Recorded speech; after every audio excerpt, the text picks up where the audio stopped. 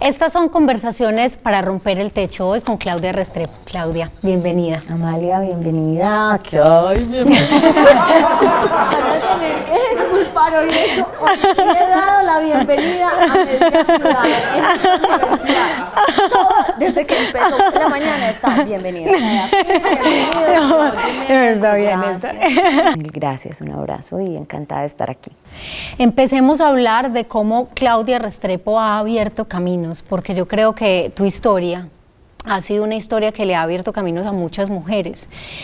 No es tan sencillo, me imagino yo, en una ciudad como la nuestra, en espacios laborales como los espacios en los que has estado, por tantos sesgos culturales, por sistemas como inquebrantables con los que uno se encuentra y uno dice, bueno, ¿por dónde abro el camino? Bueno, yo creo, Amalia, que lo primero es que he tenido que abrir caminos conmigo misma y siento que esos han sido los más difíciles. Entiendo que los entornos son complejos, entiendo que las mujeres en general tenemos que vivir esos, digamos, romper esos espacios que no, esos muros que no vemos, pero creo que el paso más difícil es justamente entender que muchos de esos techos o de esos pisos pegajosos son nuestros. Y es tanto así que me demoré mucho tiempo en tener como un sentido de género, es decir, que yo pudiera entender que verdaderamente tenía barreras y que el entorno era un entorno que estaba diseñado, como digo yo, son entornos diseñados para hombre blanco heterosexual y que pues todos convivimos con eso como una cosa normal y que yo era una de las que entendía que eso podía ser normal y me parecía corriente. Entonces creo que la barrera más grande, y por eso siempre digo que yo soy feminista y que me volví feminista, pero sobre todo para mí, o sea, frente a mí misma, porque me di cuenta cuántos micromachismos habitaban en mi ser, que eran mis principales limitantes, porque no era consciente de ellos. Uy, dijiste una cosa que me cambia la siguiente pregunta, tengo que decírtelo porque eso que dices es como una necesidad de introspección. Y de pronto esos pisos resbalosos no los reconocemos porque no hay introspección. Tiene que ver como con un desaprender. Sí, y porque, a ver, digamos que yo debo considerarme una mujer con privilegios, si bien vengo de una familia de clase media y una familia que tuvo que luchar y demás, no vengo de una familia con privilegios, sí debo decir que tuve la fortuna de tener educación y de tener una educación liberal.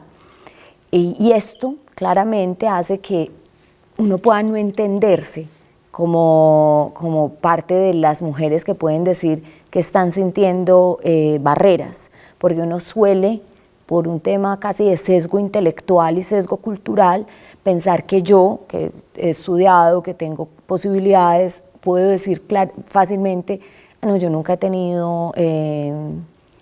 nunca he tenido discriminación por ser mujer, y eso uno se lo puede creer durante un rato, hasta que empieces a darte cuenta que tú misma tienes en tu lenguaje temas de micromachismo, tú también te ríes cuando hacen ciertos chistes, tú también te masculinizas para hacer algunos roles de poder, y se te hace difícil como encontrar tu propia voz, una voz que no necesariamente es sonora con el resto del contexto, porque parte de lo que tienes que hacer es levantar tu identidad, pero levantar esa voz y esa identidad en un marco que no está diseñado para ese tipo de voz y ese tipo de identidad. Entonces uno al principio no, es como un sesgo intelectual, tú no lo ves.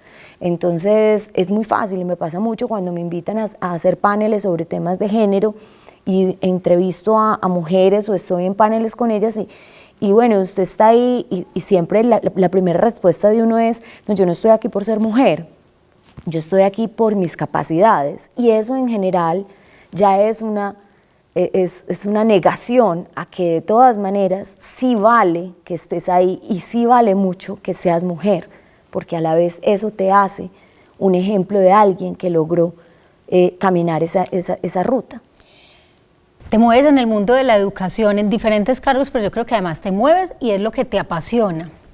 Y cuando hablamos de educación, yo creo que la educación hoy se repiensa en el futuro con tanta incertidumbre y uno pensaría cómo desaprender para educar en un comportamiento más abierto a la diversidad, en que tantas personas que sí tienen esos sesgos y no los han identificado, pues reciban una educación que los invite a esa introspección? ¿Cómo hacerlo? ¿O cómo abrirles ese camino a los otros también? Mira, yo creo que eso es un gran reto para la educación en general. Nosotros también tenemos contextos en la educación que pueden alimentar esos sesgos, es decir, no es un tema difícil de abordar, pero que es real. Nuestras instituciones son espacios, por ejemplo, para el acoso, son espacios donde se visualizan temas de autoridad y de poder, donde hay, digamos, brechas profundas. Y lo que pasa es que históricamente cosas que antes eran normalizadas, ya no, afortunadamente. Entonces, creo que estamos en un momento de transición. Esta es una generación de transición donde hemos logrado dar un paso y estamos aprendiendo ya a pasar del discurso a la acción. Es decir, el tema de género es un tema que durante mucho tiempo podemos hablar de equidad de género, de cómo lograr que las mujeres sean más actuantes en los espacios, pero entre eso y la acción hay un camino. Y creo que la educación está jugando un rol hoy mucho más activo. Debo decirlo que en gran medida por las nuevas generaciones, porque las mujeres que vienen son mujeres mucho más, más fuertes y más... cuando te digo fuertes es porque de alguna manera romper los techos indica una fortaleza, que no es dureza, es casi como una posibilidad de uno moverse con la sutileza en espacios que son agrestes, que no son para uno. Entonces yo siento que la educación ha venido también madurando en eso. Creo que tenemos unas profundas tareas alrededor de sobre todo los comportamientos aceptados, porque estos no son temas de teoría, son temas de cultura. Yo puedo dar una cátedra sobre género o hablar sobre los derechos, pero si en mi clase eso no se visualiza, o cuando yo levanto la mano, una estudiante mujer levanta la mano y es la última a la que le dan la palabra, o si hay diferencias o brechas que se vean en la realidad, pues no hacemos nada. Entonces yo lo que siento es que ahora es sobre todo crear espacios donde, digamos, estas diferencias se puedan discutir, se puedan hablar, no intelectualizar, sino hacer que actuemos en dirección a eso. Hay experiencias que quizás puedan hacer eso que dices más sencillo, y generalmente son como experiencias a través de la literatura, a través de la música, a través como de cosas que permiten que uno sienta y diga, de pronto esta experiencia me hizo ver algo que no pude ver en una conversación con otro. ¿Cómo generarlas, sobre todo para que el otro género, para que el género masculino empiece a percibir eso de que no es una lucha de derechos, como lo dice la publicidad de esta campaña, sino una lucha social de todos, que nos involucra a todos? A mí lo que pasa es que me encanta en general siempre tener una posición de resistencia. Yo siento que la sociedad avanza en la resistencia. Los seres humanos tendemos a la comodidad, se nos ha educado para lo cómodo, es decir, todos nosotros siempre queremos el espacio que nos haga sentir cómodos. Y esto es un asunto que requiere una pedagogía de lo incómodo, porque requiere que de hecho podamos ceder espacios. Te lo digo, por ejemplo, cuando uno hace la reflexión de si va a poner a una persona en un cargo específico y es un grupo que por alguna razón se volvió muy masculino, tú también tienes que pensar, no, necesito buscar una mujer. Pero que lo tengo a la mano, que es más fácil un hombre porque lo tengo. No, pero es que tengo que, o sea, inclusive las cuotas son posiciones incómodas, porque lo más natural para ti sería que eso ocurriera sin tener que hacer ninguna reflexión, claro, sino que tú lo tuvieras por principio, por naturaleza, pero no, son búsquedas que requieren incomodidad.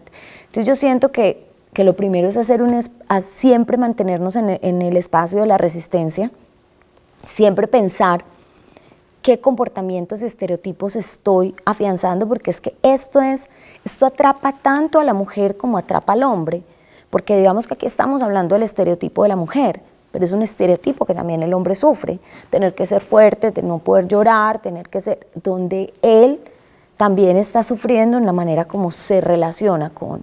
Entonces, cuando uno tiene la libertad para poder hacer esas conversaciones, y puede resistir a la comodidad de seguir haciendo lo que siempre se ha hecho, porque así se ha hecho, pues la verdad puede generar una transición. Y yo lo que creo es que esto es un escenario de transición, de pluralidad, de entender la diferencia. Hoy estamos en el asunto de las mujeres y de los hombres, pero recuerda que hay múltiples diversidades y múltiples elecciones. Entonces yo siempre digo, detrás de la lucha del género hay una lucha por la diversidad, por la diferencia, por ser únicos, por dejar que mi voz salga. Yo inclusive cuando me dicen ¿qué es el feminismo? Yo le digo es aquello que permite que yo saque mi voz, entendiendo que estoy en un contexto que no está diseñado para escucharla. Entonces tengo que hacer dos cosas: uno, sacar mi voz, fortalecerme internamente para que mi voz salga, pero ayudar a diseñar contextos que faciliten que mi voz sea escuchada. Y si yo no lo puedo, o sea, no me tocó a mí ese contexto, ayudar a diseñarlo para que las mujeres que vengan lo tengan. Eso que dices al final de diseñar contextos y panoramas para la conversación, creo que es muy valioso porque de pronto nos agotamos de esos espacios. Hay una revolución con las redes sociales, con tanto de una cantidad de furias y emociones que terminan por ser reactivas y no reflexivas. ¿Cómo en un entorno como la universidad, por ejemplo, empezar a fomentarlo? Quiero cambiar el ejercicio que hemos hecho en estas conversaciones y invitarte a que nos cuentes, por ejemplo, una de esas decisiones que dices es un hacer, es algo que ya hice, posterior, digamos, a una reflexión, y que además pues, puede evidenciar eso que estabas diciendo de poder construir. Mira, yo creo que, por ejemplo, la universidad tuvo unas grandes lecciones en los últimos años a raíz de los temas que enunciaba ahora, sobre todo los temas de acoso sexual. Pronunciarlos, nombrar los temas de género, hablar de una política de diversidad, de inclusión, de género, ya es un asunto que le costó a la universidad, pero que hoy hace parte de su esencia, porque tú no lo enuncias, tú lo materializas. Creo que el solo hecho, por ejemplo, de que haya una rectora mujer en la universidad también es una elección. Es decir, estoy segura que me siento tranquila con mi nivel de preparación para ser rectora, pero también sé que en el momento en que se toma una decisión de elegir una rectora como yo, que además soy mujer, soy liberal, digamos que no soy muy de estereotipos, pues es una postura también y una decisión de la universidad que está generando que la posibilidad de acoger visiones y miradas distintas. Entonces, ese tipo de cosas, cuando ya tú empiezas a pensar, y de hecho en nuestro Consejo Superior se piensa así, ¿cuántos hombres y cuántas mujeres hay en el Consejo Superior? Hay unas mujeres valiosísimas en nuestro Consejo Superior. Cuando empezamos a promover en las conversaciones, ok, vamos a los representantes estudiantiles, que haya paridad, que haya una mujer, que haya un hombre, para ese debate y esa conversación. Cuando empiezan a tomarse acciones donde verdaderamente tú estás diseñando el contexto. O sea, no dejas que el contexto surja por principio, por naturalidad. Recientemente elegíamos el decano de la Escuela de Derecho y varias cosas aparecieron sobre la mesa. Primero, que haya mujeres en el proceso. Segundo, que además sea una persona que tenga en su mirada el discurso y el lenguaje de género y demás. Y esas cosas empiezan a influir porque efectivamente uno tiene que demostrar que está diseñando contextos que facilitan eso. Entonces, ya no es simplemente el tema de la meritocracia pura, de que quede el mejor, no. También que quede el mejor en los contextos en los cuales yo estoy facilitando que haya lenguajes diversos, porque hay tan buenos en uno como en otro, pero que yo pueda tener ese marco de diversidad. A eso es a lo que se refiere uno cuando habla de diseñar contextos, que ojalá en un futuro no los tengamos que diseñar. Pero yo dudo, siempre en la humanidad habrá algo que tenemos que equilibrar. De hecho, nuestro lenguaje, todo lo que está pasando en este momento, lo que indica es que tenemos todavía mucho trecho que caminar.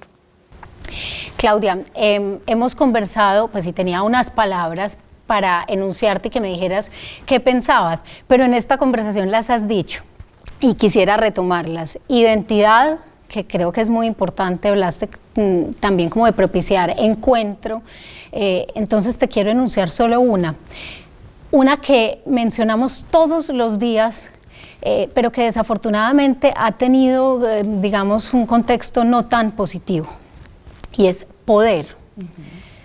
¿Cómo entiendes el poder en este contexto y en esta conversación de estamos rompiendo el techo y hablamos de poder? No, a mí me encanta la palabra poder. A mí me gusta porque finalmente es una capacidad que te conduce a poner tu voz en el lugar donde se toman decisiones. Y de hecho, la libertad es realmente el poder. Cualquier ciudadano debería tener la posibilidad de acceder a la capacidad de poner su voz en el lugar donde se toman decisiones. Eso es poder. Entonces, cuando las mujeres clamamos por los lugares en los que hay poder, lo que estamos clamando es por los lugares en los cuales nuestra voz permite que estemos en donde se toman las decisiones. Entonces, cuando busco poder, lo que estoy buscando es estar ahí donde está la jugada, donde yo puedo dar una opinión, donde yo puedo decir, aquí estoy yo, voy a hacer esto, tengo cosas que aportar, tengo una voz que hacer. Entonces, poder es eso, es poner nuestra voz en los lugares donde se toman decisiones. Y creo que es un derecho natural, connatural al ser humano, a su libertad. Qué conversación tan grata, gracias. Y además necesaria, muchas gracias por haber conversado con nosotros y romper el techo. No, muchísimas gracias a ustedes. ¿Listos? Fluyó, qué rico. Me hacía falta escucharte te preocupaste mucho. Con la primera, ¿cierto? ¿Por qué? Cuando dije, corten.